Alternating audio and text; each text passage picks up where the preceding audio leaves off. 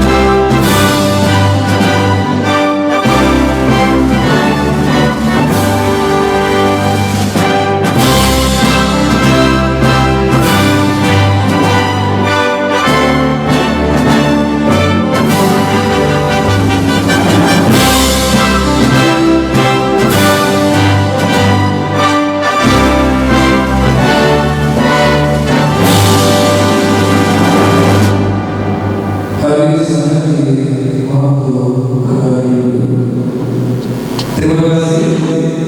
Suasana menyenangkan. Ujian kelima kelas 1 memberikan sebuah informasi sesuai dengan. Baik, terima kasih.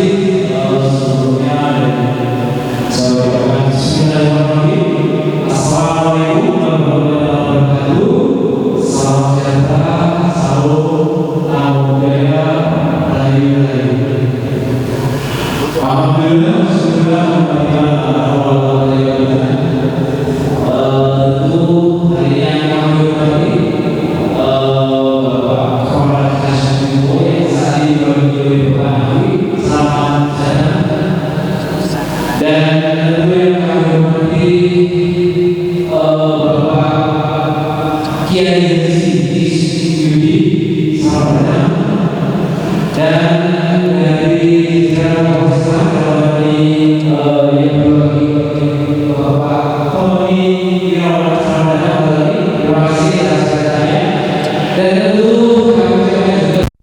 ketua kami, yakni Ketua DPC Pradi Banyuwangi, Mas Iko. Selamat datang Mas Iko. Dan dari jajaran Ketua BWI juga yang hari ini diwakili oleh Sekretaris BWI Mas Gatot. Selamat datang Mas Gatot. Dan tentu juga dari SMSI, JMSI, Kang Makin, sahabat saya, saudara saya lama, sangat senang sekali kehadiran.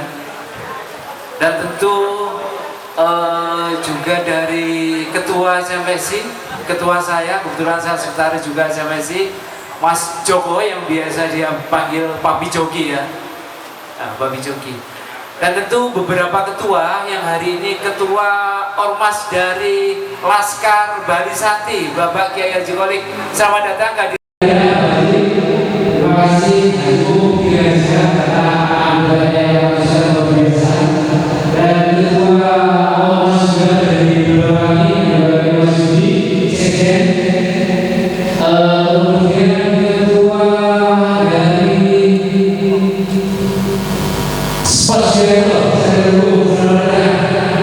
kemudian ada ketua dari Sekolahni Afradani dari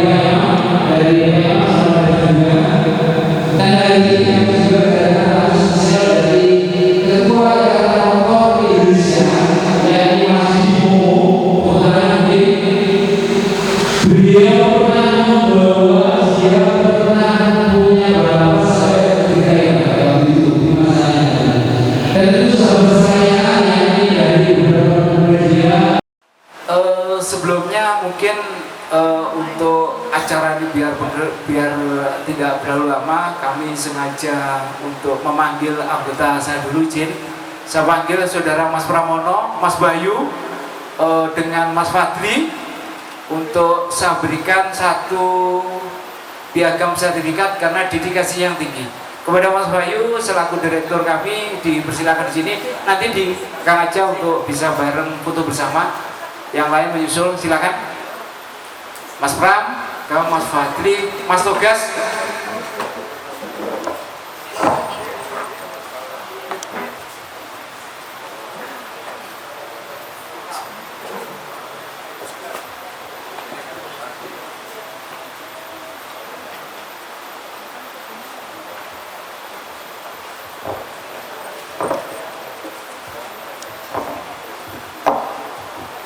Silakan dari iya.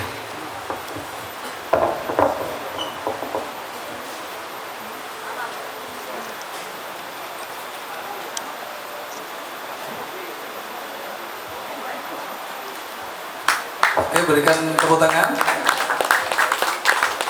Sebuah dedikasi yang tinggi di file 1 untuk dari kontribusinya juga dan loyalitas juga atas informasi dan juga saat melakukan peliputan dan sebagainya.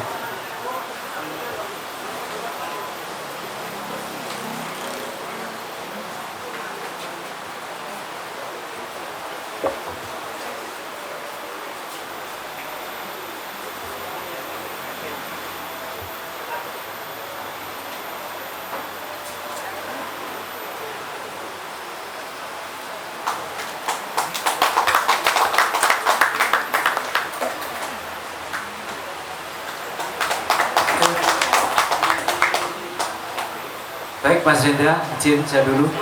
Mungkin teman-teman yang dari file 1 bisa di belakangnya mereka untuk foto bersama. Silakan ke belakangnya biar mereka bapak-bapak tidak silakan foto.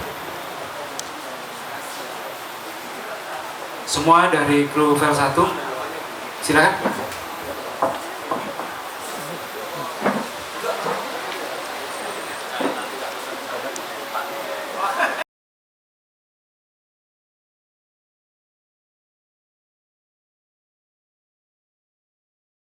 Oke. Habis diskusi, saya tak pamit dulu.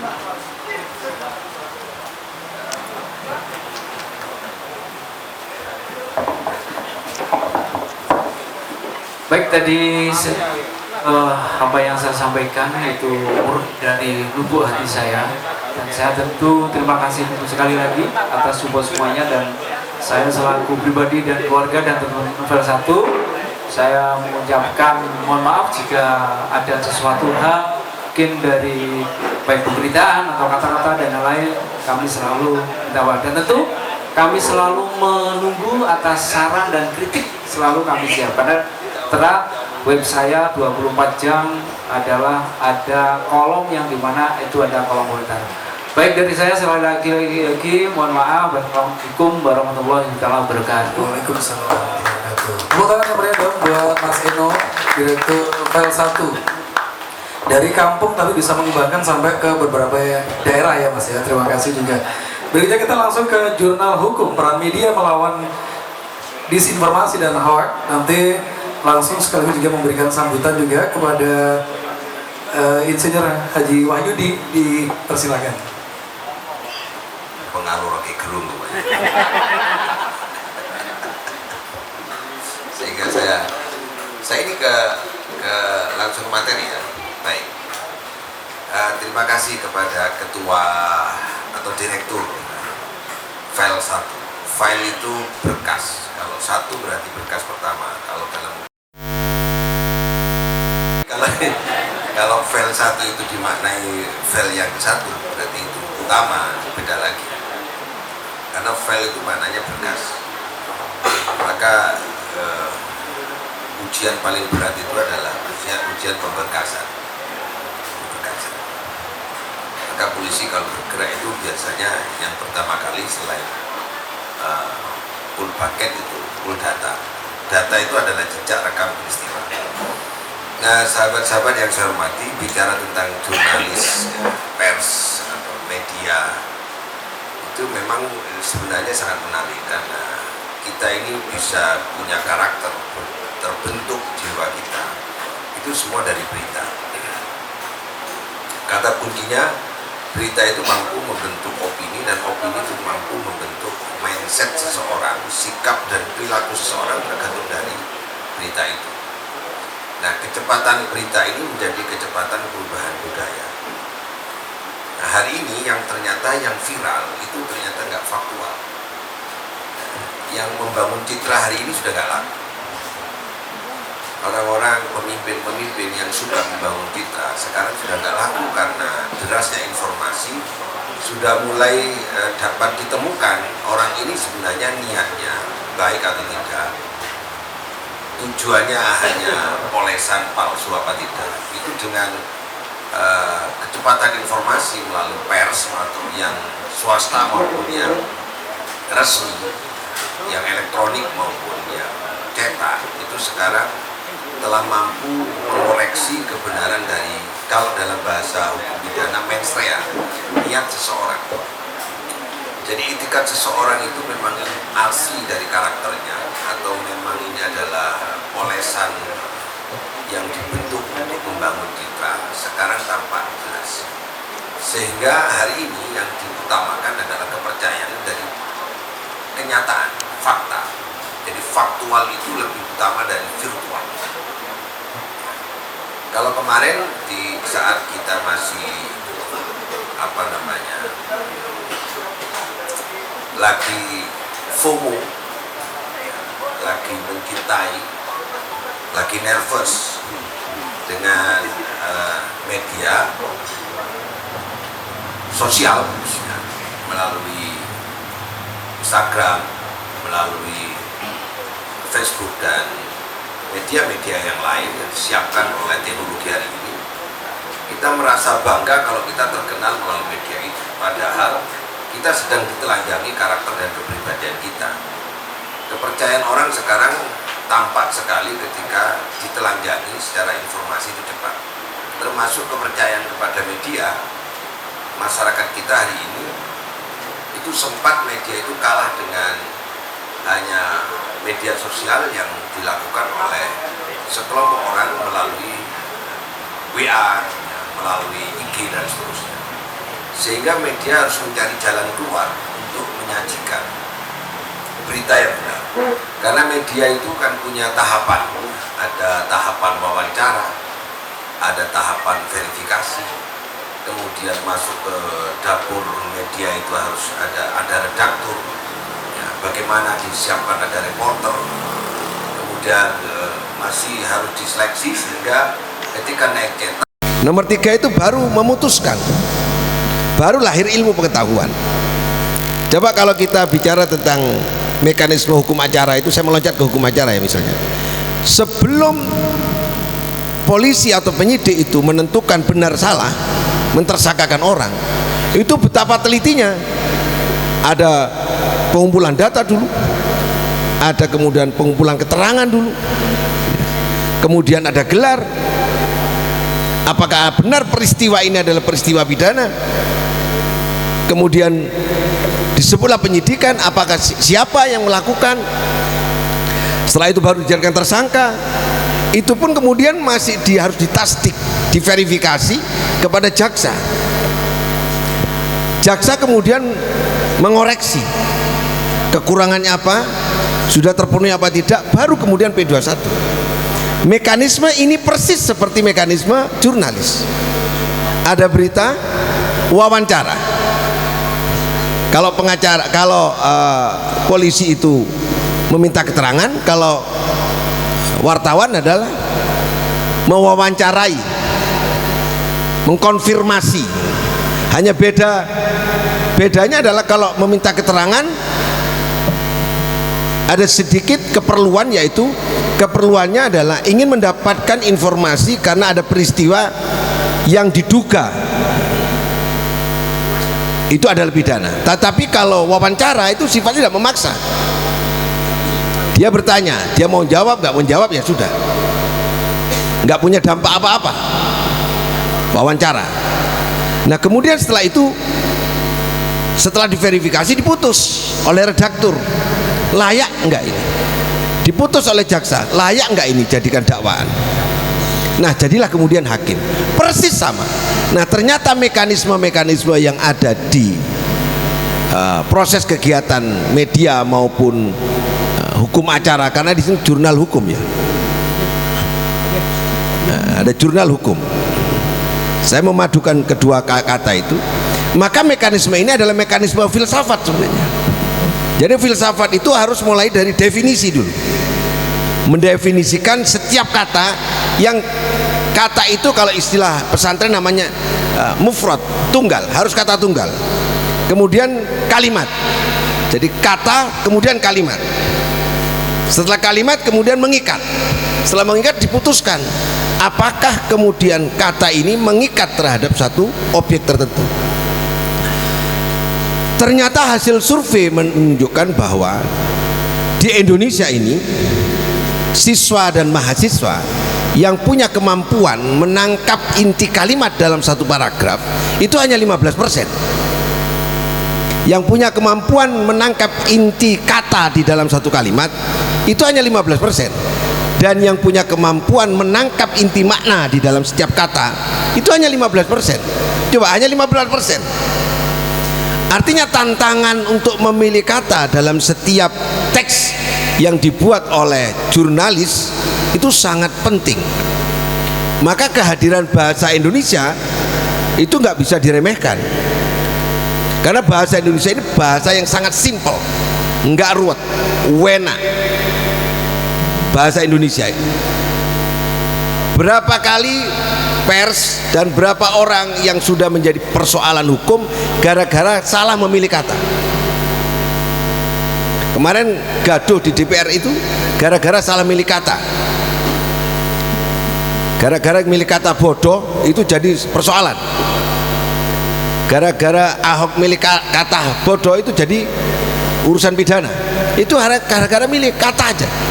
Trans 7 hanya gara-gara milih narasi aja, kata aja.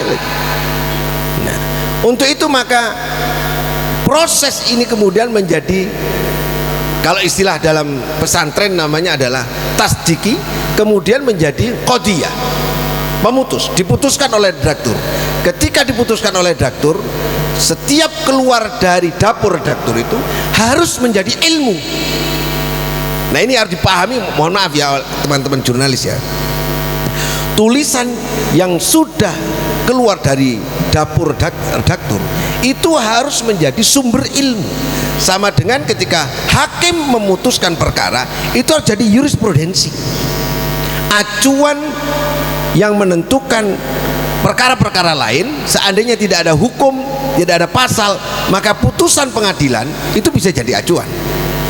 Seandainya tidak ada orang yang dapat menyajikan berita dengan benar, maka berita media itu jadi acuan dulu. Nah, itu penting itu. Jadi pentingnya di situ. Namanya qadiyah. Jadi kita harus sadar bahwa kita tidak hanya menyajikan berita, tapi kita telah memproduk ilmu pengetahuan. Kita ini memproduk ilmu pengetahuan. Jadi kalau bicara tentang politik hukum, yang memutus hukum untuk menetapkan hukum dan menentukan hukum dan membentuk hukum adalah DPR RI bersama Presiden. Tapi ternyata tidak juga. Hakim bisa membentuk hukum dan membentuk hukum, namanya jurisprudensi.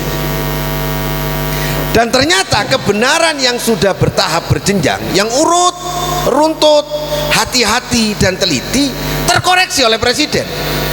Buktinya adalah bagaimana Tom Lembong dikoreksi, putusan hakim bisa dikoreksi. Hari ini putusannya lagi nih, Bu siapa namanya, Direktur SDP, Bu Ita. Nah, Itu padahal sudah dibawa ke ruang persidangan yang sangat ketat.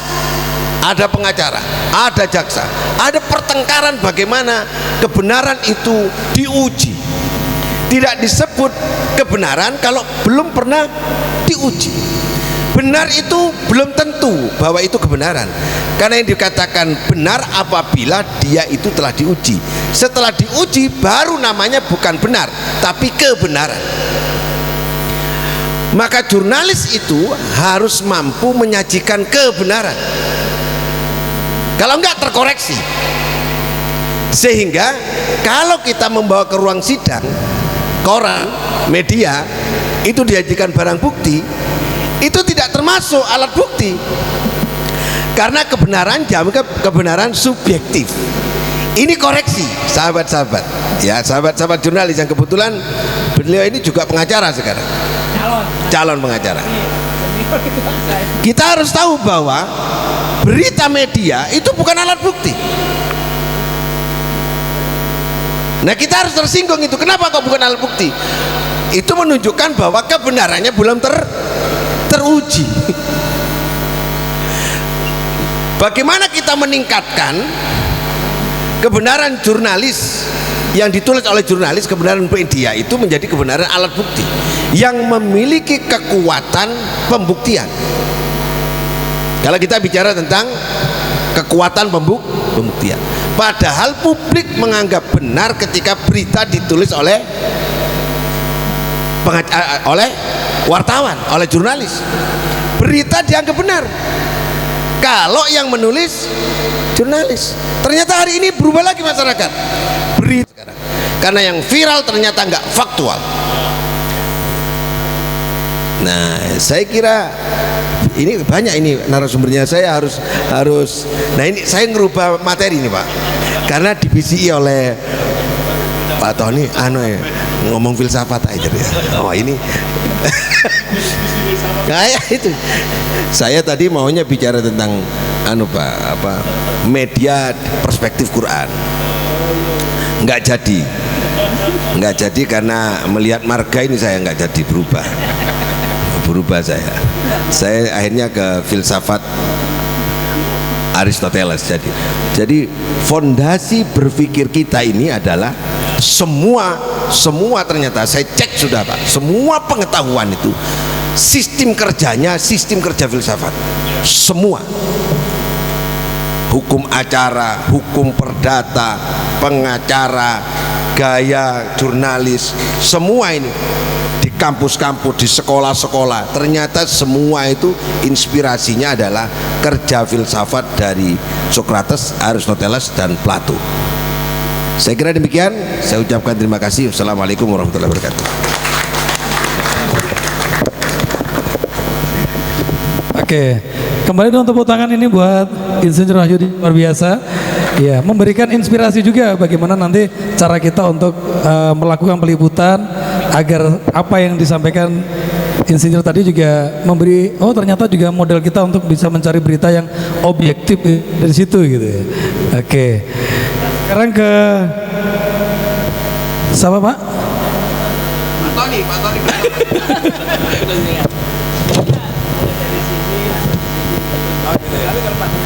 Oke, langsung ke Pak Tony, monggo. Oke, nah. Kadung senior aktivis atau politikus yang ada di Banyuwangi. Terima kasih. Bismillahirrahmanirrahim. Assalamualaikum warahmatullahi wabarakatuh. Salam sejahtera, Om Swastiastu, Namo Buddhaya, salam kebajikan, rahayu. Yang hadir semuanya, wabil khusus yang ada di kursi depan maupun yang kursi belakang, mulai dari Mas Eno sebelum Bait, Pak Herman, Mas Insinyur Wahyudi, Mas Nafi, Pak Eko, Mas Gatot, ya, ada juga Bali Santi, Mas Sugeng, Mas Doni yang dari Lumajang juga aktif di Banyuwangi. Semuanya saja adalah Balawangi, ya, yang kami hormati semuanya satu persatu. Mohon maaf tidak bisa menyebutkan namanya. Alhamdulillah, terima kasih saya diberikan kesempatan untuk berbicara masalah mengucapkan ya, mewakili Bapak Kapolresta Banyuwangi, Kombes Pol Rama Samtama Pultra, SIK MH MSI.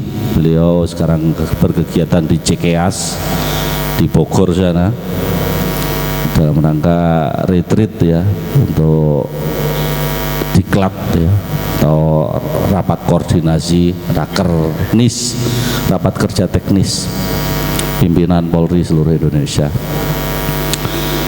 Alhamdulillah kami selaku muslim tetap mengingatkan,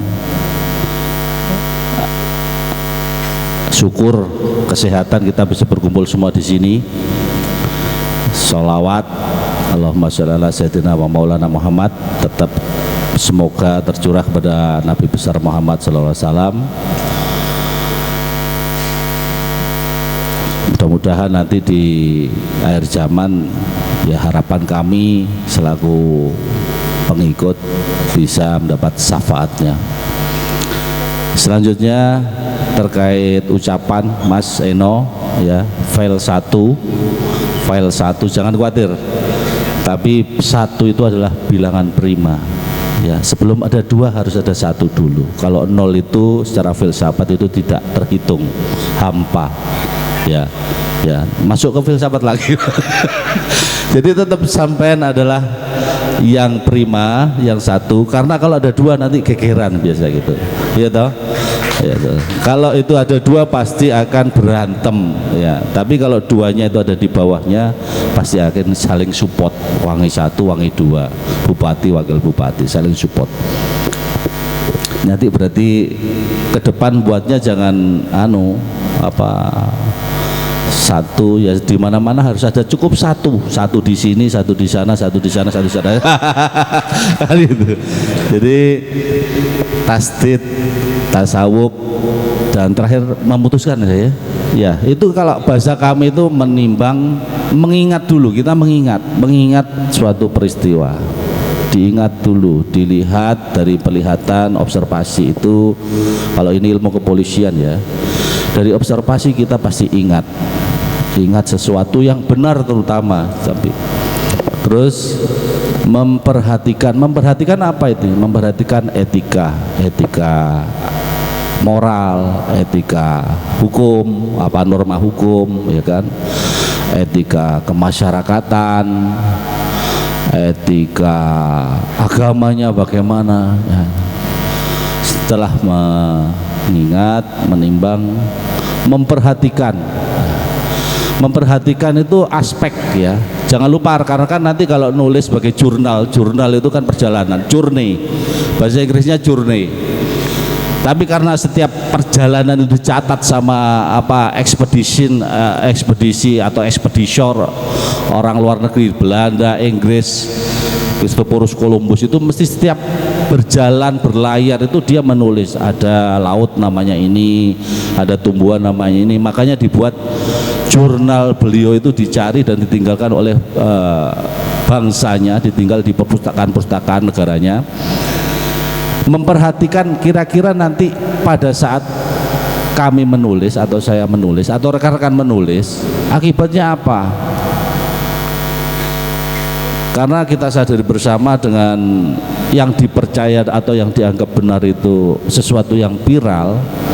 Tadi katanya Mas Yudi, dai yang viral, berita yang viral, terus ustadz yang viral. Mohon diperhatikan, kira-kira pada saat jenengan nulis nanti dampaknya bagaimana. Jangan sampai dampaknya buruk, dampaknya membawa kemudorotan, kerugian, kehancuran, kesengsaraan, ya kan? Perhatikan itu. Baru setelah kami ulangi lagi ya, mengingat, memperhatikan, menimbang, pertimbangkan itu sebelum jenengan memutuskan. Memutuskan itu terakhir. Tadi bahasa dari Mas Yudi, nama Mas memutuskan tadi dari Qodiyah ya, sama juga. Tataran tahapan. Ya ini mohon dipakai oleh semua rekan-rekan sebelum muncul dampak hukum. Ya, dampak hukum tentunya hukum positif. Karena law is social engineering untuk membuat manusia tertata, masyarakat tertata, peradaban itu tertata, harus ada alatnya hukum ini. Tapi kalau jenengan semua menulis dari mengingat, memperhatikan, menimbang, baru memutuskan diksi-diksi atau pilihan kata, dari setiap kata memiliki makna tadi itu, memutuskan tulisan itu untuk diupload dan memperhatikan manfaatnya nanti pada saat sudah diupload itu apa, menimbang bahwa tidak pasti dalam tulisan itu tidak ada konflik of interest, mudah-mudahan dampak yang positif akan muncul, bukan perpecahan, bukan pertengkaran, bukan perselisihan, bahkan pertumpahan darah dan kehancuran negara kesatuan Republik Indonesia. Bisa dipahami rekan-rekan? Saya nggak perlu hukum positif karena ada pasal 310 Undang-Undang lama, Undang-Undang nomor 1 tahun 1946, ya wetbook dulu direvisi menjadi Undang-Undang nomor 1 tahun 2023 tentang KUHP, Kitab Undang-Undang Hukum Pidana. Di referensi itu ada pasal 310, ada pasal yang paling rawan dilanggar rekan-rekan, yaitu pencemaran nama baik. Mohon diperhatikan, melihat, mengingat, menimbang, memperhatikan, memutuskan dalam menyusun jurnal-jurnal atau edisi atau redaksi-redaksi dengan ke depan. Karena kepentingan kita semua dari unsur-unsur masyarakat, baik umarok, ulama, tokoh, TNI, Polri, adalah kelestarian, kelangsungan negara kesatuan Republik Indonesia sesuai dengan pasal-pasal Pancasila, ya. Negara yang berketuhanan, negara yang berkemanusiaan, ya. Negara yang bersatu, negara yang mau bermusyawarah, negara yang berkeadilan sosial bagi seluruh rakyat Indonesia. Siap menjaga NKRI? Siap mengingat, menimbang dan memperhatikan, selalu memutuskan? Nah, itu harapannya. Insya Allah innama a'malu binniyat. Setiap amal niat jenengan dimulai dari niat hati kita. Setiap amal perbuatan dimulai dari niat. Niatkan mulai sekarang kita akan berkontribusi positif untuk Banyuwangi minimal, untuk Indonesia secara keseluruhan. Sampai kapan Indonesia? Mari kita jaga bersama-sama. Semoga Indonesia sampai kekal, sampai matahari tidak terbit lagi. Itu harapan kami, pesan kami. Mohon maaf kalau ada kata-kata yang salah dan menyinggung. Usikum wa nasibu taqwallah. Wallahul muwaffiq ila aqwamit thoriq. Wassalamualaikum warahmatullahi wabarakatuh. Tepuk tangan dong buat Kompol Tony. Luar biasa ya, filsafatnya muncul juga tadi ya, Komandan ya. Dan berikutnya langsung juga ke dari Diskominfo Kabupaten Banyuwangi, Pak Nafi Ferdian, dipersilakan. Nanti filsafat lagi nih Pak Nafi juga ya. Assalamualaikum warahmatullahi wabarakatuh. Selamat siang, salam sejahtera bagi kita semua. Yang saya hormati Ketua Redaksi Media File One, Mas Ino, beserta jajaran. Yang saya hormati senior kami, Bapak Ustadz Wahyudi. Dari Peradi, Mas Eko. Yang saya hormati Mas Tony. Dan dari PWI Banyuwangi, dan teman-teman semua dari jurnalis media yang ada di Banyuwangi yang sudah hadir pada siang hari ini. Sebelumnya marilah kita panjatkan puji syukur kita kepada Allah Subhanahu wa taala karena atas limpahan rahmat, taufik serta hidayahnya sehingga pada siang hari ini kita bisa berkumpul di sini dalam keadaan sehat walafiat. Jadi kita berkumpul di sini dalam rangka undangan ulang tahun file 1 yang kelima. Kami atas nama Pemkab Banyuwangi, khususnya dari Dinas Kominfo Kabupaten Banyuwangi, mengucapkan selamat ulang tahun yang kelima untuk file 1. Semoga tetap berjaya di tengah disruption teknologi pada era sekarang ini, tetap kuat untuk mengawal berita-berita yang seimbang di Kabupaten Banyuwangi, tetap profesional dan independen. Jadi mohon maaf sebelumnya, kebetulan pada saat ini yang seyogyanya adalah Pak Kadis Kominfo yang hadir, tapi karena ada rapat banggar dengan tim TAPD di DPRD sehingga diwakilkan kepada saya. Jadi memang file 1 ini sudah bekerja sama dengan kita dari Dinas Kominfo sudah beberapa tahun yang lalu, Mas Eno ya, dan saya berharap ke depan kita tetap bekerja sama gitu. Jadi kita tetap bekerja sama, semoga bisa menyiarkan berita-berita yang sifatnya independen, tentu saja yang positif buat Banyuwangi, karena Banyuwangi harus tetap berjaya, harus tetap bergerak sebagai kabupaten terdepan di Indonesia. Terima kasih juga ya Mas kepada Mas Rendra. Mas Rendra ini sudah senior di media. Saya sudah kerjasama dengan Mas Rendra, sudah Mas Dika juga sudah lama sekali. Sudah berapa tahun Mas? 10 tahun lebih ya. Alhamdulillah. Ya, ini kebetulan sekarang Mas Rendra ada di media apa Mas? Banyuwangi. Suara Banyuwangi, Suara Pak. Banyuwangi. Ganti baju sekarang, Pak. Oke, nanti kita tetap kerjasama juga Mas dari Dinas Kominfo. Kebetulan saya juga yang menangani kerjasama terkait dengan itu. Jadi nanti kita kerjasama untuk tahun depan Mas Rendra ya. Siap. Nanti kita ngopi-ngopi. Siap. Saya kira seperti itu teman-teman semua. Semoga ulang tahun yang kelima ini buat file 1 menjadi media yang tetap berjaya di tengah disruption teknologi, di tengah media digital yang semakin menggempur. Ini adalah media online ya.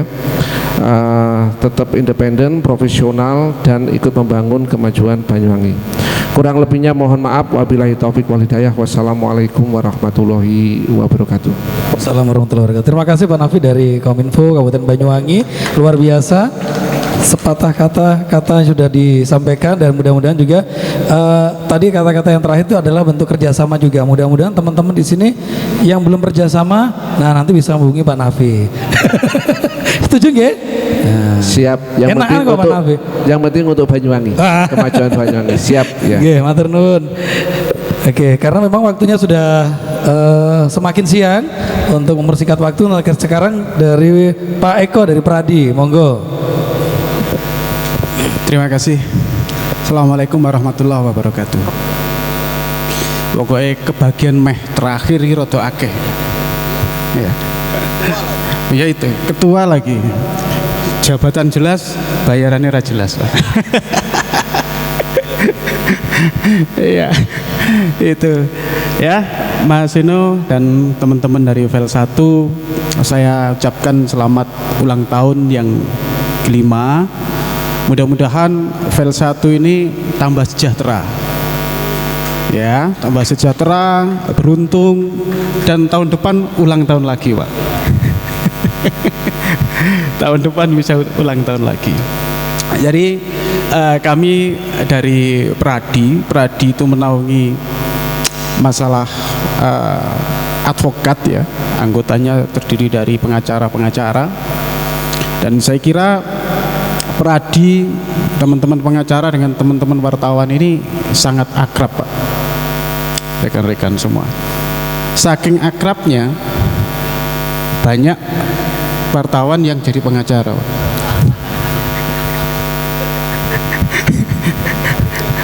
Iya kan? Banyak wartawan yang jadi pengacara. Ya, itu. Tapi belum ada pengacara yang jadi wartawan kayaknya. Ini kayaknya perlu, Pak. Nanti kita kerjasama di situ. Ya, itu. Jadi sebenarnya kalau kita melihat pengacara, wartawan itu mirip-mirip lah. Kalau wartawan mungkin ada undang-undang pers, pengacara ada undang-undang advokat.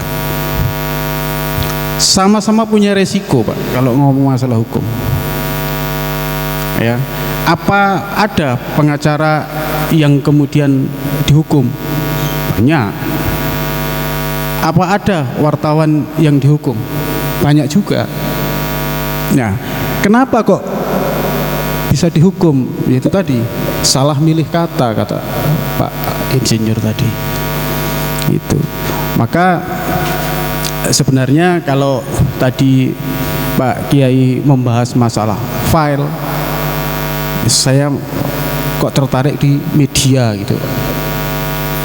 Kalau file tadi katanya berkas, kalau media mungkin alat atau sarana, Pak. Ya. Kalau ngomong alat berarti ya tergantung siapa yang pegang. Alat ini mau digunakan baik atau digunakan menjadi tidak baik. Karena ini media, ini jurnalis, karyanya dalam bentuk tulisan, ya, tulisan itu dirangkai kemudian menjadi kalimat, dan kalimat-kalimat yang indah bisa menjadi untaian mantra, gitu ya kira-kira. Maka kalau pilihan katanya bagus, kalimatnya bagus, ya tentunya akan bisa mempengaruhi para pemikiran-pemikiran para pembaca. Ya sama, kita kalau pengacara ini tulisannya bagaimana mempengaruhi hakim untuk membuat sebuah keputusan, maka kalau wartawan, jurnalis bagaimana mempengaruhi publik. Ya mirip-mirip sebenarnya. Makanya kalau wartawan kemudian menjadi banyak organisasinya, pengacara juga sama, banyak organisasinya. Karena profesi-profesi independen ini memang agak rawan untuk bisa terpecah-pecah, tapi bukan terpecah dalam hal kita hanya punya pendapat aja. Kalau profesinya tetap sama. Maka teman-teman semua, pada dasarnya kalau bagaimana supaya tidak tersandung masalah hukum, ya pada intinya berpegang pada kode etiknya. Ya, kalau semua berpegang pada kode etik, saya yakin pasti aman dan pasti uman. Aman dan uman. Aman tok ndak uman ndak enak, Pak. Apa aman ini kono umane nang kene ndak masalah kan? Bapak Ibu yang saya hormati, terkait dengan masalah jurnalis ini macam-macam. Sama dengan anggota kami pengacara juga macam-macam. Ada yang kalau dulu, mudah-mudahan sekarang tidak. Dan saya yakin sudah teman-teman jurnalis sudah lebih profesional. Kalau dulu masih banyak kita temukan teman-teman yang tiba-tiba punya etikat, tiba-tiba jadi wartawan tapi tidak pernah tahu tulisannya. Dulu tapi Pak, sekarang kayaknya enggak deh, sudah pinter semua. Itu. Ya, jadi itu yang kadang-kadang ketemu kita, teman-teman pengacara ini kadang-kadang kan begitu, Pak. Ada wartawan datang, nanti saya tulis. Ya kalau ketemu saya bilang, saya silakan ditulis, saya kasih biaya, tulis di bagian depan. Malah enggak muncul, Pak.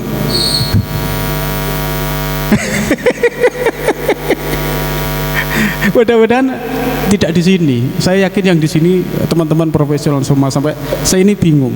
Tadi diskusi sama Pak Kiai. Kita ini mau ngomong apa? Yang datang sudah orang-orang lama semua, sudah profesional semua, mau ngomong apa? Ya, masa harus diceritain nabi-nabi. Ya, pada umumnya ya itulah, ketika kita ingin selamat, tidak terkena masalah hukum, tentunya kode etiknya dipakai. Saya yakin para senior-senior kita menciptakan kode etik itu kan sebenarnya untuk membentengi diri dari profesi kita, supaya tidak kena masalah-masalah hukumnya. Ya, kalau memang harus wawancara, ya wawancara. Jangan kemudian nanti menulis cuman pemikiran sepihak. Itu menjadi opini bukan berita. Jadi kira-kira itu, Pak. Biar yang dari PWI nanti bisa agak lama, saya sedikit saja kalau gitu. Baik, Bapak, terima kasih. Saya kira itu yang bisa saya sampaikan. Saya akhiri. Wassalamualaikum warahmatullahi wabarakatuh. Waalaikumsalam warahmatullahi wabarakatuh. Tepuk tangan yang meriah. Terima kasih juga Mas Eko dari Pradi. Tadi berbicara juga masalah profesi, kemudian juga ada beberapa SOP yang juga harus dipandui agar teman-teman jurnalis tadi saat melakukan peliputan ini tidak terjerat sesuai dengan apa ya, kaidah undang-undang tadi ya, hukum lah gitu ya. Nah tentu ini juga peran juga bagi setiap organisasi jurnalis, bagaimana panduannya seperti apa yang harus dilakukan saat kita melakukan peliputan. Ini dari Pak Gadot selaku Sekretaris PWI Kabupaten Banyuwangi, monggo dipersilahkan. Assalamualaikum warahmatullahi wabarakatuh. Sama dengan Pak Eko, akhirnya saya yang terakhir ini, koret-koret ini. Tapi jujur aja saya datang gak punya materi saya. Tetapi saya dikasih clue sama Pak Ustadz Wahyudi ini. Jadi apa yang disampaikan Pak Ustadz Insinyur Wahyudi itu benar. Sebenarnya wartawan itu tugasnya itu adalah mencari berita. Dalam artian wartawan itu menulis berita itu apa yang dia lihat dan apa yang dia dengar, bukan katanya. Rata-rata ya kalau teman-teman ya, maaf, mungkin termasuk saya, ketika dapat ini contoh ini, dapat dum dari Kapolsek atau dari manapun lah, itu terkait penemuan mayat apa dan sebagainya, rata-rata ngutip di dum itu. Belum tentu dum yang diberikan oleh temannya. Kalau dari sumber yang terpercaya, misalkan mantan Kasih Humas ini, sekarang Kapolsek Tegalsari Pak AKP Lita, itu orang cepat gitu. Kalau Pak Lita dimintai data, enggak kok ayo, enggak ada. Sekarang diminta, sekarang dikasih. Itu kalau sumber yang terpercaya. Kalau dari Pak Lita dikasih ke saya, tahu saya rubah data itu sudah lain. Makanya kalau tulisan itu yang akurat, akuntabel ya kan, independen dan berimbang, itu adalah tugas wartawan. Apa yang disampaikan oleh Insinyur Wahyudi, saya sepakat sekali. Sekarang dengan era digitalisasi itu sudah berbeda. Bahkan saya yakin dari sekian yang hadir teman-teman online, media online khususnya, itu punya CMS sendiri. Tanpa dikasihkan redaksi, dia bisa mengupload sendiri. Apakah berita itu sudah cover both set atau berimbang? Itu belum tentu. Banyak ketika disoal, dia hapus sendiri, dia take down. Ini tidak boleh. Ini apa? Benar, saya sepakat dengan Insinyur. Jadi kalau urutan ke media cetak saya ya, kenapa harus cover both set? Karena kita harus berimbang berita itu. Tidak boleh tendensius, hoax nggak boleh. Viral belum tentu benar, sepakat saya. Karena sekarang ini ya banyaknya media sosial, bahwa media sosial itu kita tegaskan bukan karya jurnalistik. Payung hukumnya berbeda. Media sosial itu di Undang-Undang ITE. Kalau karya jurnalis itu Undang-Undang 40/99 tentang pers, ada sendiri. Ketika melakukan tugas jurnalistik, saya minta kepada teman-teman, kalau PWI ya teman-teman PWI, belum tentu ya sampaikan dari Direktur File 1 bahwa orang yang lulus uji kompetensi belum tentu tulisannya benar. Masih banyak nggak bisa nulis. Di PWI itu setiap berapa bulan itu ada pelatihan jurnalistik. Kita latih di situ. Kita ngobrol gini, latihan. Jadi tidak asal ambil berita. Sekarang ini kan teman-teman kadang-kadang itu kan malas cari berita, copas di temen. Katanya Insinyur itu tadi sudah benar. Jurnal, karya ilmiah. Seharusnya itu wartawan punya produk jurnalistik. Punya, oh ini karya saya, bukan karya copas ya. Ini. Sekarang ini banyak yang dikeluhkan bahwa bahkan nun sewu Pak Kominfo ya, kebetulan waktu BPK itu yang hadir pemirsa itu masuk kami dari PWI itu ada temuan gitu loh, kasihan sama Kominfo saya bahwa temuannya adalah banyak berita yang sama, copas Pak, kasihan saya itu. Jadi hindari itu, perang hoak. Jadi apa yang tema ini ya kita sepakat, ayo kita perangi hoak karena tidak menguntungkan kita. Jadi yang dirugikan adalah media. Karena hoak itu dampaknya adalah kepada media-media, pada pelaku, pada kita, hilang kepercayaan kepada masyarakat. Seperti dikatakan Pak Insinyur lagi, dengan kata-kata itu tadi, dengan olah kalimat itu kita sudah tahu kalau peluru satu hanya mengenai satu kepala, tapi kalau berita bisa mengenai 1000 bahkan 1 juta kepala. Resikonya besar, dampak hukumnya besar. Apakah wartawan bisa terhadap hukum? Bisa, seperti dikatakan tadi. Banyak berita, contoh ya, kadang-kadang ini teman-teman menulis berita mengkritisi, misalkan PTA melakukan tindak pidana pencabulan taruhlah, ditulis dialekno si A, wah banyak sekali. Karena berita itu harus cover both side ya, ingat teman-teman ya, harus berimbang. Dong-dongnya ketika yang si A tadi itu yang dikritisi itu tidak dikonfirmasi, kalau wartawan saya mesti tak suruh mencari. Jadi tahu-tahu si A ketika dikonfirmasi tidak ada di tempat. Alasannya wartawan kan, si A ketika dikonfirmasi lewat telepon tidak diangkat, di SMS atau di chat tidak dibalas. Itu alasan klasik itu tidak boleh. Kita harus berimbang. Coba kode etik jurnalistik seperti disampaikan oleh Ketua Peradi Mas Eko, itu jelas clear itu. Ayo gitu loh. Jadi ketika teman-teman melakukan membuat berita seperti itu berdampak hukum. Memang kita tidak bisa dilaporkan polisi, itu clear di situ. Tapi kan ada Dewan Pers. Ketika Dewan Pers memberikan rekomendasi bahwa itu bisa berdampak hukum, lanjut. Satu, karena apa? Satu, wartawan itu harus melindungi narasumber. Itu di Undang-Undang 40 itu ada, ya kan? Tetapi kalau menyudutkan seseorang, kita harus clear. Kasihan ketika yang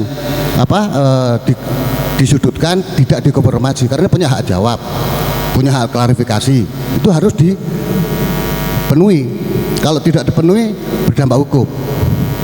Ini harus hati-hati. Kadang-kadang kan teman-teman, wah enggak apa-apa, aku wartawan imun kepala hukum, enggak bisa. Itu kan sering disosialisasikan masalah itu. Yang terpenting sekarang adalah ayo teman-teman kita perangi hoak bersama. Jalankan tugas jurnalistik dengan benar. Apa yang sampai saya kutip lagi omongan insinyur, karena materi saya dari insinyur ini, jujur aja. Jadi jangan copas, hindari berita hoak. Ayo jangan berita yang tendensius seperti yang disampaikan oleh Ketua Pradi, lek ono duwike. Jangan tendensius itu.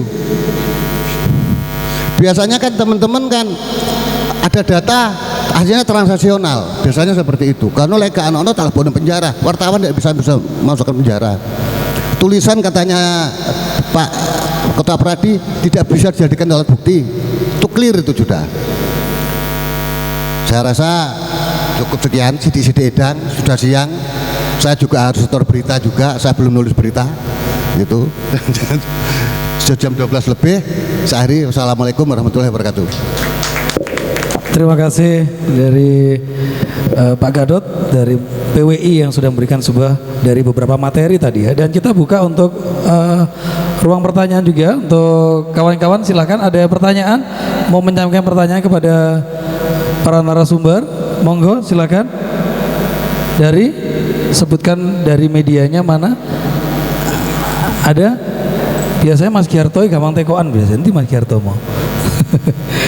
Atau dari teman-teman file 1 juga ada pertanyaan, monggo. Nah, dari Madura, silakan monggo. Dari mana Bapak, diperkenalkan? Terima kasih, saya Tugas Irianto dari Biro Jember. Ini ingin petunjuk ya dari PWI.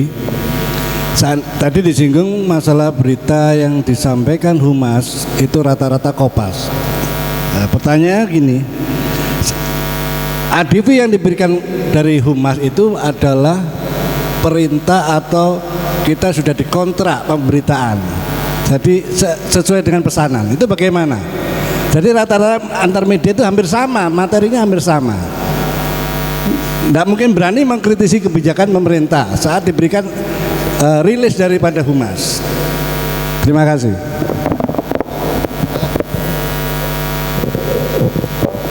Oke, berikutnya atau Pak Lita mau menambahkan?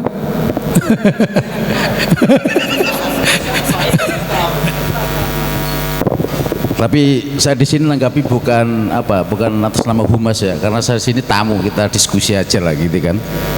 Tadi senior kita itu sebetulnya kita ngomong dulu lah, kita ke belakang dulu lah, kita ngomong santai di sini kan. Seolah pakar-pakar filsafat udah di depan kita. Rocky Gerung itu seolah-olah kan tahu semuanya. Karena itu tadi filsafat itu mbae ilmu pengetahuan, mbahnya ilmu, mae ilmu. Sehingga bukan sok tahu, tapi seperti ilmunya judo. Judo itu pemain judo itu kecil tapi bisa mengalahkan badan yang besar karena bisa dia memanfaatkan tenaganya lawan. Apalagi beliau ini gitu kan, hati-hati kita ngomong udah tahu semuanya. Itulah dasar dari filsafat itu. Sehingga tadi ada tautan beliau, artikel beliau tadi mengatakan bahwa kesalahan diksi kata-kata saya belum sepakat, bukan sepakat, karena filsafat itu bukan salah, bukan benar, bukan hitam dan bukan putih gitu ya. Jadi tidak ada kesepakatan kata aja. Kalau saya ngomong sama saudaraku cok, nggak masalah, ada kesepakatan di situ, ada chemistry.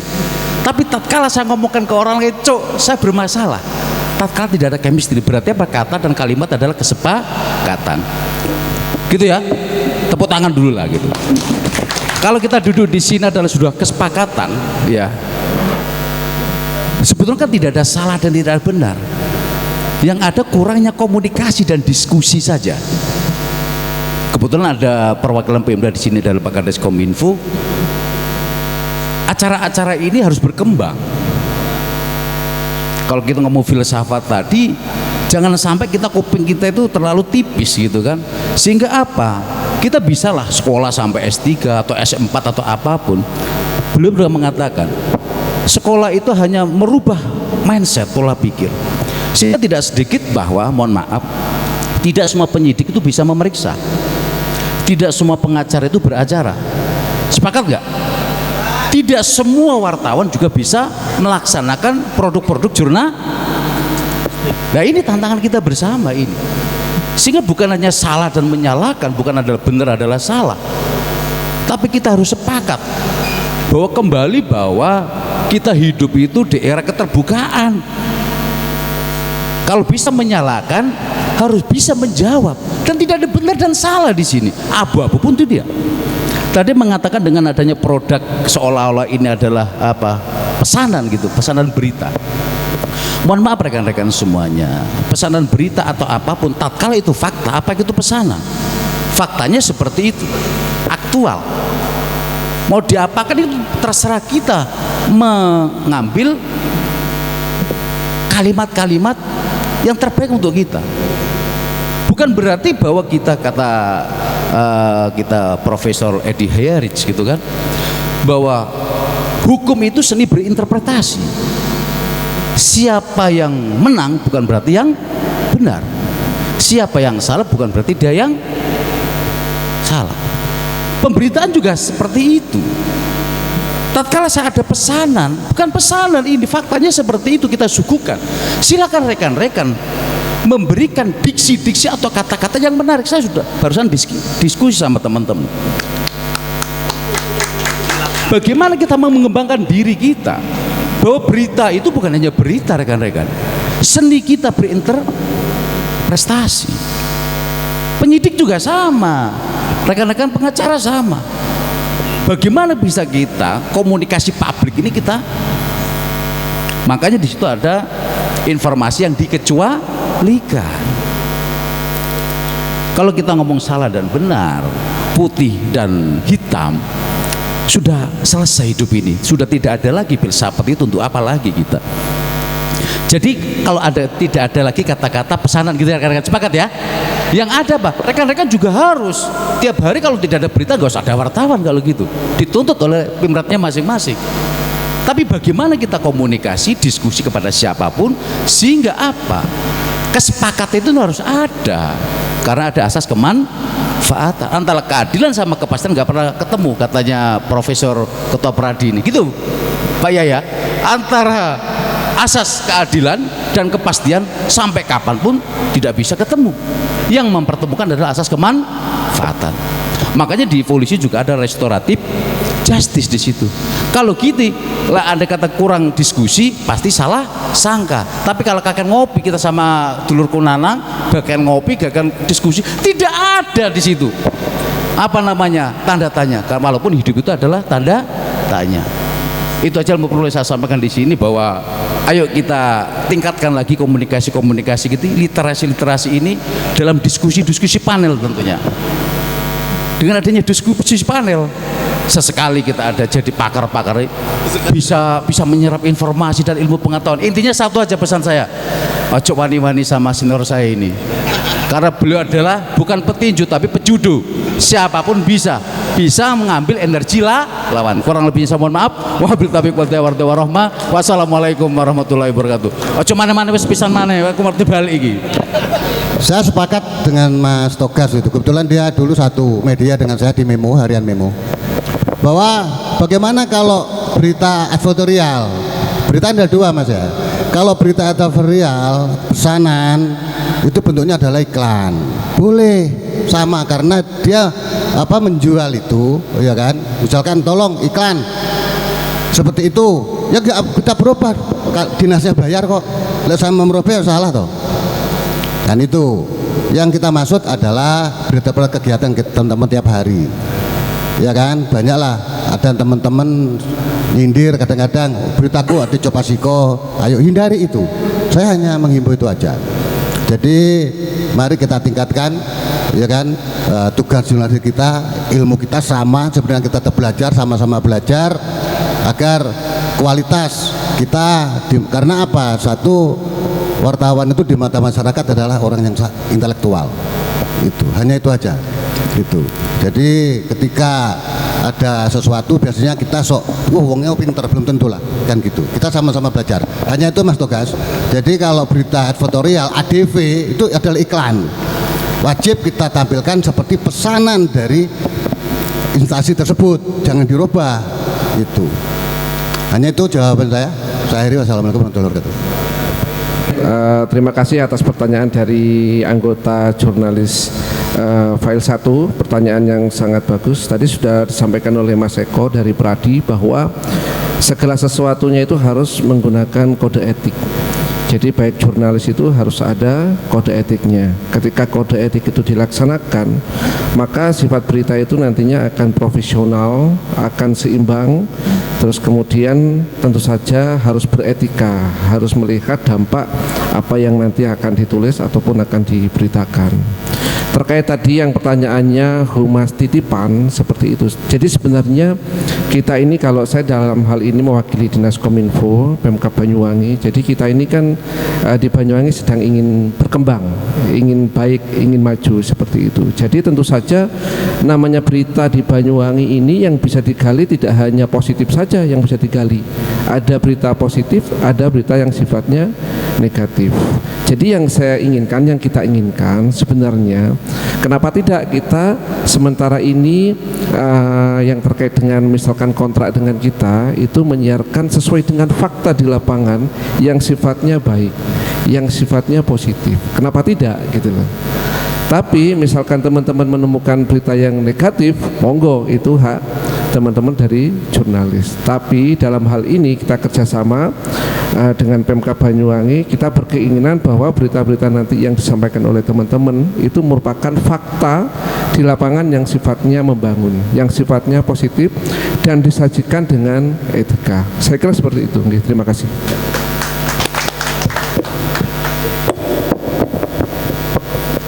Izin. Baik, terima kasih. Assalamualaikum warahmatullahi wabarakatuh. Yang saya hormati para narasumber senior saya, ada Insinyur Wahyudi, Pak Tony, Mas Gatot PWI, Pak Nafi dari Kominfo, ada Pak Eko juga, dan teman-teman semuanya jurnalis yang berbahagia. Yang pertama, selamat untuk rekan saya yang termasuk sekretaris saya SMSI, beliau Direktur File 1 Mas Eno. Moga-moga File 1 semakin percaya di usianya yang kelima. Langsung saja menyambung, diskusi ini semakin menarik ketika tadi senior yang politisi, kiai dan sekaligus pengacara handal ini memberikan satu materi tentang filsafat. Artinya ketika seorang jurnalis penulis itu memang basicnya harus memiliki filsafat, dan seorang sastrawan yang handal, sehingga dalam penulisannya diharapkan tidak hanya sesuai dengan keinginan pribadi, namun betul-betul berdasarkan hasil investigasi dari wawancara yang murni dan sesuai fakta di lapangan. Karena secara kode etik sudah diatur bahwa proses pencarian atau hunting pemberitaan harus cover budget, dan secara kode etik juga harus dijalankan.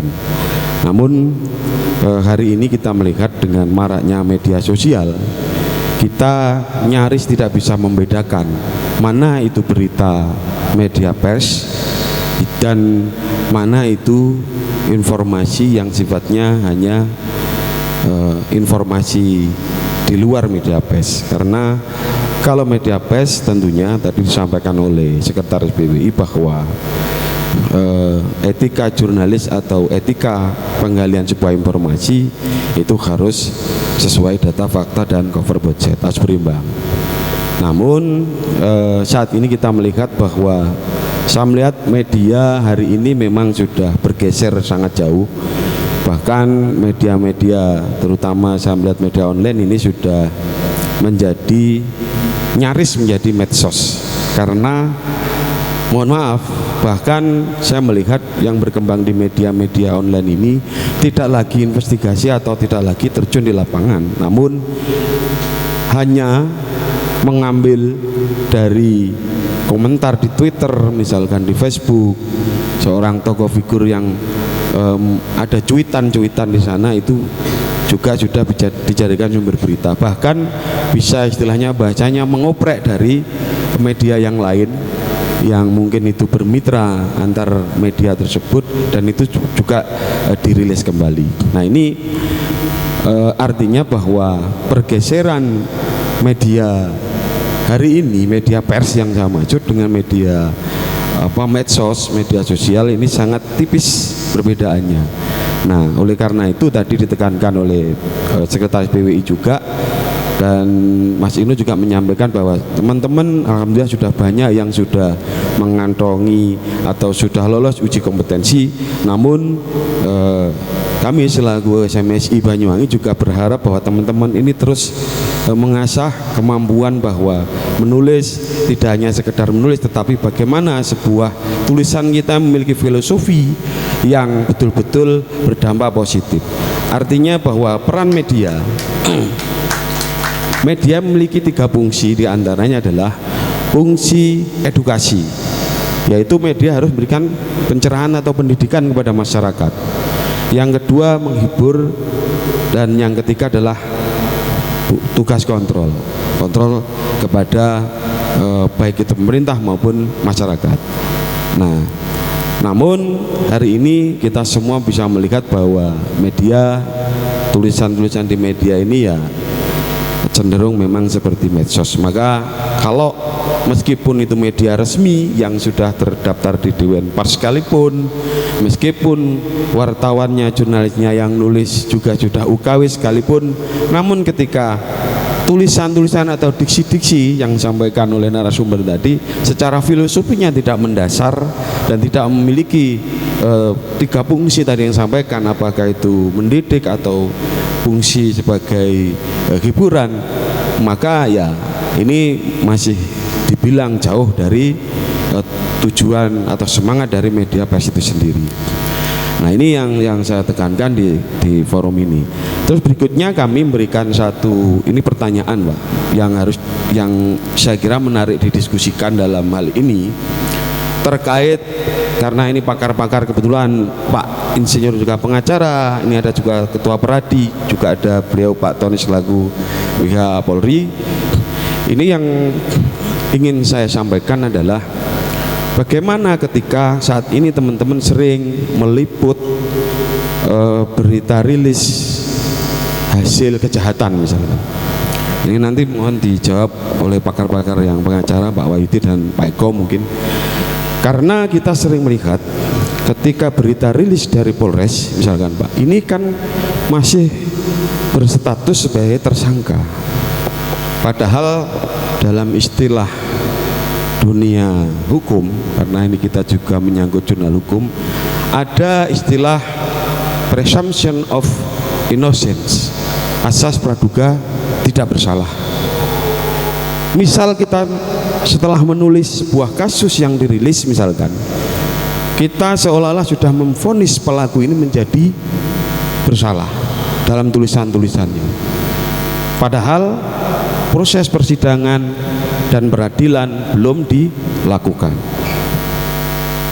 Ketika nanti misalkan si A ini sudah kita tulis sedemikian rupa dengan kasus perkaranya, kasus hukumnya, namun ketika pengadilan memvonis dia tidak bersalah, ini yang kita harus hati-hati, karena asas praduga tidak bersalah ini bisa menjadi berbalik jika yang kita tulis, yang kita framing di sebuah media ini ternyata dia dinyatakan tidak bersalah. Nah, ini teman-teman juga saya pesan kepada teman-teman media, terutama jurnalis, ini harus berhati-hati dalam menulis rilis-rilis dari pihak kepolisian yang di situ karena masih belum menjalani proses persidangan, karena nanti bisa saja dia divonis bersalah ataupun dia tidak divonis bersalah. Nah, ini yang harus hati-hati. Mungkin itu dari kami. Terima kasih, dan diskusi bisa dilanjutkan. Tadi yang disampaikan barangkali ada pencerahan dari para narasumber. Terima kasih. Assalamualaikum warahmatullahi wabarakatuh. Terima kasih. Assalamualaikum warahmatullahi wabarakatuh. Akhirnya walaupun agak telat, saya akhirnya terpancing juga ini. Tadi kalau ditanyakan, sebentar saya mau menambahkan mungkin Mas kalau berkenan. Ketika kemudian ternyata putusan majelis hakim itu dinyatakan bebas, lalu bagaimana pertanggungjawaban secara hukum? Pertanyaannya adalah, mungkin saya boleh nambahkan, apakah yang dipersalahkan wartawannya, atau mohon maaf karena tadi contohnya Polresnya yang disalahkan secara hukum?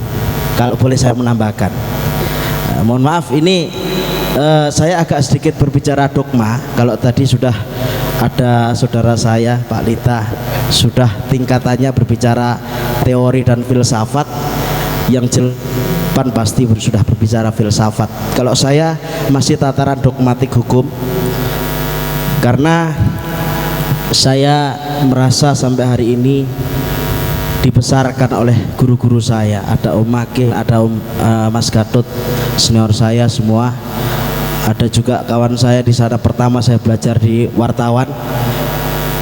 Sampai hari ini kebetulan saya menjadi pengacara dan juga pernah mengalami mendampingi rekan-rekan advokat, rekan-rekan wartawan. Jadi saya pernah cerita ini sedikit. Wartawan saya itu sudah UKW kelas madya menengah ya. Beliau menyampaikan, Mas Nanang, Kalau urusan penulisan jurnalistik, sudahlah, saya ini kelas madya. Saya pikir, oh iya ya, mungkin beliau lebih mengerti. Tapi dalam hati saya, tapi kamu kan masih mempelajari kode etik. Kalau kami dalam beracara itu bukan hanya mempelajari kode etik, semua peraturan perundang-undangan kadang-kadang ya kita harus kita bermain di situ gitu loh, bukan hanya kode etik. Ternyata benar pada saat itu, pada saat sebuah pembuktian, karyawan saya ini yang kelas madya itu tidak punya bukti bahwa narasumber itu pernah mengatakan demikian, sehingga kalau kami tidak pintar-pintar berkoordinasi pada saat itu, ya mungkin masuk semua pada saat itu, gitu loh. Nah, satu pertanyaan saya mungkin saya tambahkan itu tadi. Kemudian saya mulai masuk, ini menjadi pemikiran saya, walaupun saya kayaknya salah tempat ini duduk sebagai ketua siap apa ini. Saya sifatnya ingin tanya, berdiskusi juga. Ini menjadi angan-angan saya bahwa di lapangan itu seringkali penyebutan namanya wartawan bodrek. Suka bingung kalau dari sudut pandang hukum wartawan bodrek itu yang seperti apa?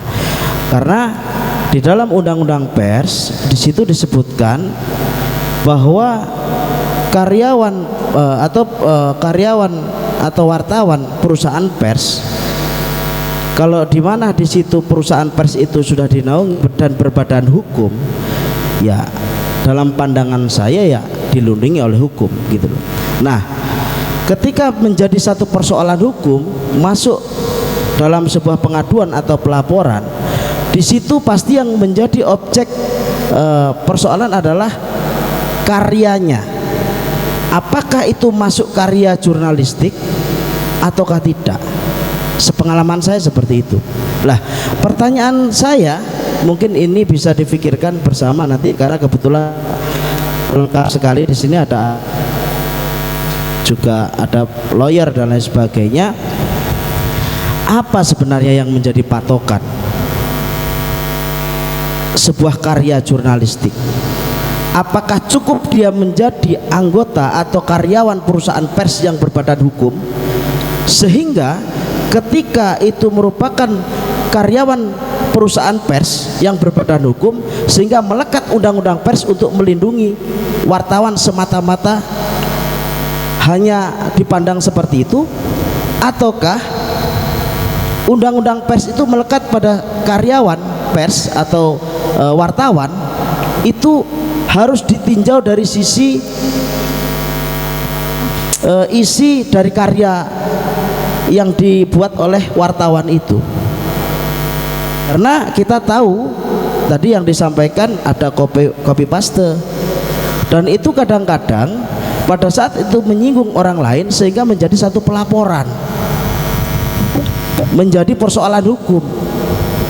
Nah, agar kita menjadi kesepemahaman bersama di sini, apakah seseorang yang menjadi anggota atau karyawan atau wartawan tersebut dinaungi oleh perusahaan pers yang berbadan hukum serta merta langsung dilindungi oleh undang-undang pers, ataukah masih perlu kajian oleh saksi ahli, mungkin dalam hal ini Dewan Pers, yang menyatakan apakah itu karya jurnalistik, sehingga ketika memang itu karya jurnalistik menjadi undang-undang pers itu melekat padanya dan dilindungi oleh undang-undang pers, ataukah tanpa adanya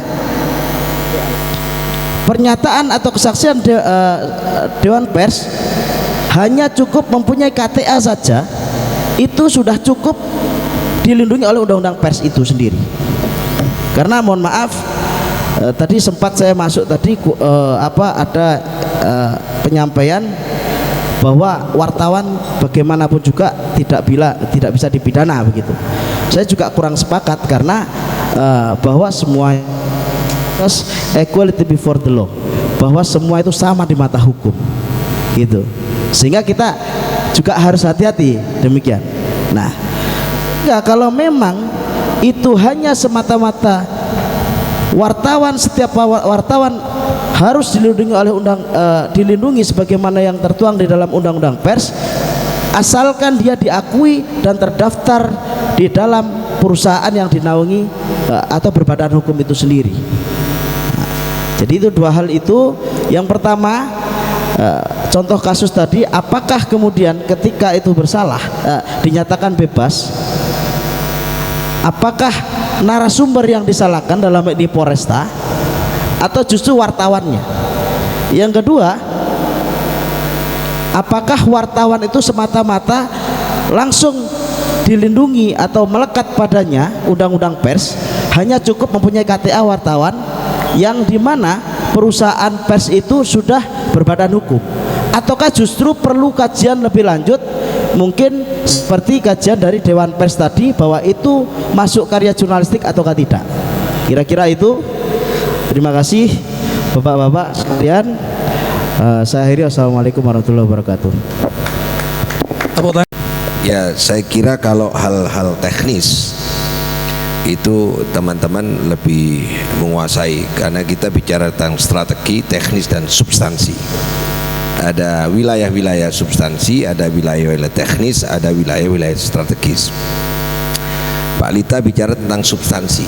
Saya ingin anggapi yang substansi dulu, yang teknis sudah disampaikan oleh Mas Anang tadi.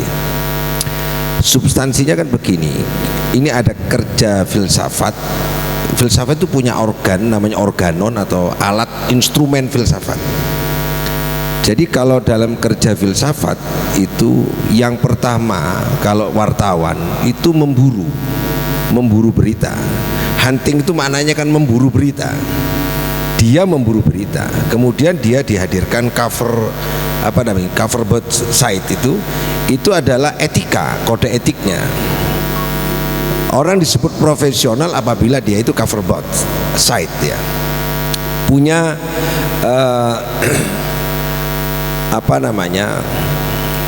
keseimbangan di dalam menyampaikan berita, disinterest. Ilmu itu kan harus cudos. Ilmu ini harus judos. Yang pertama komunal, bersifat komunal, bisa dibaca oleh umum. Yang kedua universal, D-nya disinterest, kemudian objektif. Dan kemudian kita harus paham bahwa berita yang kita sampaikan itu kebenarannya stipulatif. Bisa diuji kembali bahwa kebenaran itu bisa salah, dan kesalahan itu bisa jadi benar. Jadi kita sendiri sebagai penulis itu harus mengakui bahwa yang kita beritakan belum tentu benar mutlak. Nah, ini kita harus menduga sendiri, karena sifatnya ilmu itu adalah dop atau stipulatif. Nah, untuk itu maka cara kita menulisnya itu seperti kehati-hatian undang-undang tadi itu, menimbang, mengingat, itu kan bicara filsafatnya, substansinya dulu. Nah, tahapan-tahapan itu, mekanisme kerjanya itu adalah, pertama kita harus menyusun, kita harus mengerti tentang semantik dan sintaksis. Semantik itu ilmu yang mempelajari tentang makna-makna kata, tapi kalau sintaksis itu adalah struktur. Nah, di dalam ilmu wartawan maupun pengacara, kita harus mampu menyusun kalimat dan memilih kata. Ini tahapan awal. Ini tahapan awal ini. Karena di situ nanti menyangkut tentang kebenaran struktur. Kan di dalam bahasa kan ada structure, ya, ada structure. Ada ilmu tentang morfologi dalam bahasa Indonesia itu tentang asal usul kata kemudian. Nah, di wilayah ini kita bicaranya tidak baik dan buruk, tapi bicaranya benar dan tidak menurut ilmu bahasa. Orang mengucapkan dengan menulis itu lebih sulit mengucapkan. Saya ini sebenarnya sedang heran kepada kampus-kampus yang sekarang lagi mengutamakan penulisan-penulisan jurnal, artikel, dan kemudian lebih mementingkan koreksi terhadap tesis, terhadap disertasi, terhadap skripsi. Padahal yang paling sulit itu bukan menulis. Jadi kalau wartawan menulis salah itu sebenarnya kacau. Kalau pengacara menulis salah itu sebenarnya kacau juga. Kalau hakim memutuskan perkara tulisan itu salah, itu kacau sebenarnya. Kacau dalam wilayah berpikir. Karena yang paling sulit itu mengucapkan. Seperti saya sekarang mengucapkan ini bersama dengan kognisi saya, afeksi saya, dan konasi saya. Emosi, kemampuan berpikir saya, termasuk kemudian kemauan itu bersama. Harus kecepatan berpikirnya, mengucapkan dan kecepatan berpikir bersama. Koreksinya susah. Tapi kalau menulis, kita menulis ada editing, ada waktu merenung, ada jeda mencari hunting, mencari berita, kemudian kita merenungkan, menyusun kata, kita bisa sambil merokok, bisa. Kok masih salah? Makanya dulu mahasiswa dulu Pak, itu pandai bicara. Pemimpin dulu pandai bicara, Soekarno pandai bicara. Tapi kalau sekarang ini pemimpin kita pandai menulis, gak pandai bicara. Karena bicara itu mentalnya harus bersamaan, berpikir, persepsi bersama, emosi bersama, kemauan bersama. Kalau orang menulis itu gampang. Bener nggak ini kira-kira? Oh di delete itu, ganti. Masih ada gitunya. Tapi kalau saya ngomong, ngomong salah, sing di, nah itu angel, susah. Nah, artinya bahwa seharusnya kalau kita berbicara dengan organon, mekanismenya adalah yang pertama saya teruskan Pak Lita tadi, ketika kita bicara di wilayah tasawur, di wilayah organ pertama, itu kita memilih katanya itu benar salah dulu. Ketika wilayah kedua Pak, itu bicara keindahan. Struktur kata ini indah apa tidak? Sudah bicara seni, tapi yang pertama bicara kebenaran. Kata ini benar nggak secara historical kalau digunakan? Seperti tadi kita bicara tentang perception of innocence. Innocence itu bukan praduga tak bersalah, tapi keadaan tak bersalah. Keadaan. Jadi keadaan, kalau keadaan tak bersalah, wilayahnya itu ada di wilayah hakim, bukan di polisian. Polisi itu harus persepsi, harus praduga bersalah. Kalau nggak bersalah nggak bisa jadi tersangka, nggak bisa mendakwah. Maka persepsi of innocence itu wilayahnya di hakim, di qodiyah, di keputusan. Maka hakim ketika memeriksa tidak boleh menduga salah, tapi kalau penyidik harus menduga salah. Sama dengan wartawan ketika menulis harus ada perdugaan tidak objektif. Dia kan ada kebutuhan. Kita ini sering mengucapkan sesuatu yang kita ingin ucapkan, tidak mengucapkan sesuatu yang dibutuhkan. Dan kita sering mendengar sesuatu yang kita ingin dengar, tidak ingin mendengar sesuatu yang tidak ingin kita dengar. Betul nggak itu? Nah itu tahap pertama ini.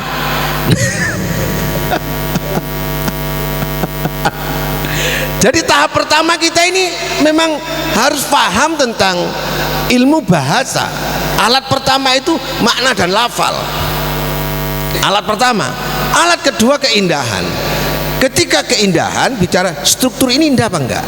Ada ringkas, ada yang bertele-tele, ada yang bersifat berita, ada yang berita itu benar dan salah, ada yang sifatnya mengajak, membuat orang termotivasi, tapi kemudian apakah benar apa salah? Ya. Kan ada berita yang sifatnya kabar, ada berita yang sifatnya motivasi atau provokasi lah bahasa lain. Karena ada berita itu memprovokasi. Ini tak bikin judul begini agar menarik. Itu apa namanya? Ya bombastis, menarik. Nah ini bukan kabar namanya. Kalau penulisnya paham bahwa ini adalah sifatnya bukan kabar, tapi adalah sifatnya adalah bombastis, apa namanya, provokatif, si pembaca nggak ada masalah. Persoalannya SDM kita. Nah ini dalam wilayah pertama. Yang kedua keindahan. Ketika struktur bahasa itu jadi benar, tidak cukup ternyata benar Pak. Mengucapkan sesuatu itu yang benar bukan dengan benar. Mengucapkan sesuatu itu harusnya baik bukan benar. Contoh begini, saya senang sama marga, umpama ini kan, Ini marga, ini namanya marga ini. Ini kan benar misalnya. Hati benar, tapi ngucapkannya nggak boleh benar. Pak Eko, marga sekarang kerja di mana? Ucapan saya ini sebenarnya mengandung kebenaran, tapi harus ada keindahan. Nah, itu. Nah, ini keindahan ini. Nah, setelah itu bahwa ini wartawan harus tahu, Pak, termasuk pengacara harus tahu ini, Pak. Ketika kita menyajikan kalimat yang benar, lalu kemudian indah, yang terakhir ada hiasan estetik. Jadi bahasa itu harus bukan hanya cukup indah, tapi dihias. Jadi kalau kita menggunakan bahasa begini, bahasanya itu pertama kita menyusun struktur yang sesuai dengan konteksnya. Katanya Pak Lita tadi, bahasa jancuk tadi itu kalau kita ucapkan celeng awakmu, itu jadi benar dalam konteks tertentu. Itu dalam kodian tidak masalah. Tapi kemudian keindahan dihadirkan, membangun dan menyampaikan makna dengan indah. Dan yang ketiga adalah membangun dan menghias makna dan lafal dengan estetika. Makanya ada eksistensi, ada etika, ada estetika. Nah, persoalannya sekarang kita kalau jadi pengacara, ketika membangun estetika di dalam produk pembelaan itu dianggap lucu. Padahal di situ ada tangisan, menghadirkan keharuan, menghadirkan emosi. Itu penting. Itu penting. Nah, ini yang pertama, Bapak. Kemudian kenapa hakim masih bisa salah dalam memutus perkara? Karena dia tidak melihat fakta berkas. Saya melihatnya begini, Pak. Berkas itu bisa dilihat sebagai bahan sidang. Ada hakim yang menganggap bahwa berkas itu sebagai bukti yang sudah selesai dilakukan oleh penyidik. Sehingga hakim itu ketika memutus percaya sama berkas. Tapi ada hakim yang menganggap ini bahan untuk sidang, sehingga perlu diuji kembali. Nah, yang ketiga ini yang berat. Hakimnya adalah opini. Hakim dipengaruhi oleh opini. Jadi siapa hakim yang sebenarnya publik? Siapa itu? Ya wartawan. Kalau sering diungkapkan ini korupsi, hakim memutus gak berani itu, bebas itu, Pak. Karena opininya wartawan korupsi terus. Nah, ini hakim aja terpengaruh, apalagi masyarakat biasa. Sehingga ketika hakim memutus bebas berbenturan dengan opini publik, itu jadi soal. Lalu siapa yang bertanggung jawab? Media. Nah, itu kita bicara produk. Tapi ujungnya di situ. Ujungnya ada di awal adalah kita harus mentasawur dulu proses kerja mekanisme organon filsafat itu seperti itu. Saya tidak bicara teknisnya. Sehingga sekarang yang pusing itu adalah orang pintar melihat mekanisme filsafat tidak jalan. Itu pusing, Pak. Stres. Nah, orang yang tidak mengenal ini enak, Pak. Enak, jualan aja sudah. Nah, ini saya kira sebagai tambahan menanggapi melengkapi Pak Lita, karena ternyata Kapolsek yang bicara tentang filsafat itu baru Pak Lita ini ya. Saya kira demikian. Saya ucapkan terima kasih. Terima kasih. Assalamualaikum. Oke, tepuk tangan yang meriah dong buat Pak Wahyudi, luar biasa. Saya juga sampai ikut filsafat juga. Tapi terima kasih juga ini karena juga waktunya sudah siang dan waktunya semuanya pada ramah tamah ya. Untuk beberapa pertanyaan yang belum terjawab nanti bisa berdiskusi saat ramah tamah gitu ya. Jadi biar waktunya nggak terlalu panjang. Terima kasih, monggo untuk teman-teman dari satu bisa membantu untuk potong tumbang di ulang tahun ke-5 media online File 1 sebagai direktur Mas Eno, monggo, dan teman-teman atau kawan-kawan yang lain bisa mempersiapkan. Seru dialognya, menarik. Nah, ini kalau diteruskan bisa sampai malam nanti Pak Tony ya. Kan selesai. Diingat jam 1 sudah. Oke. Cek. Oke. Cek. Ya. Ya. Oke. Monggo untuk para senior bisa ikut untuk potong tumpeng, monggo Pak Insinyur, Pak Tony, Pak Nafi, monggo ya bisa menyaksikan. Papi monggo. Aku tak ngerti lah julukannya Papi malian. Padahal suwi ya. Oh, berarti gak tau bergaul karo Papi.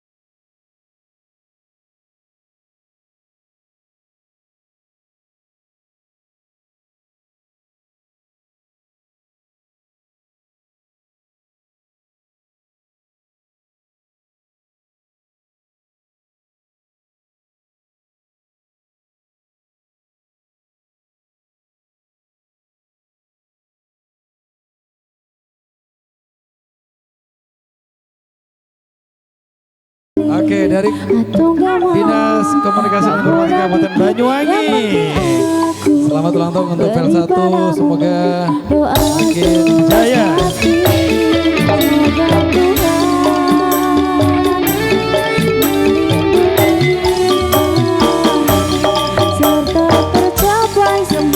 Oke, masih ada lagi Pak Eno? Oh sudah, oke, terima kasih. Selebihnya monggo nanti bisa langsung untuk kita ramah tamah, iya. Dan jika sesi ramah tamah yang ingin nyanyi nanti boleh. Luar biasa. Selamat ulang tahun untuk Vel 1. Siapa?